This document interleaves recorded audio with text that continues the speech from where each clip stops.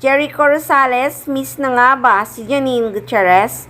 Dream come true kay Janine Gutierrez na mag-world premiere sa Venice Film Festival sa Venice, Italy ang sa movie na Love Diaz na Pantos Mia. Co-star ni Ronnie Lazaro sa pelikulang iyon ang Asia's Rising Star.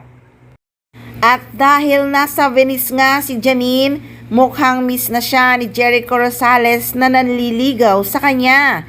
Komento ni Echo sa isang post ni Janine, medyo hirap na ang kalooban ko with face tang out emoji. Komento tuloy ng fans, sobrang miss na ni Echo si Janine. Aba, very open din naman kasi si Echo ng pagsasabi ng tungkol sa pagmamahal niya sa kanyang Lavender Fields co-star ha. Hindi naman maikakaila na may kilig naman talaga ang Econin at kitang-kita ngang kinilig si Jericho Rosales nung batiin siya ni Janine Gutierrez from Venice nung nag-concert birthday siya sa ASAP natin to.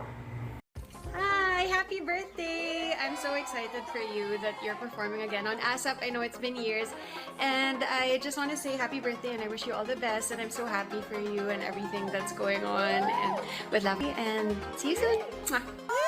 Catch it! Catch it! Wow! Ay, hindi na pusong liga.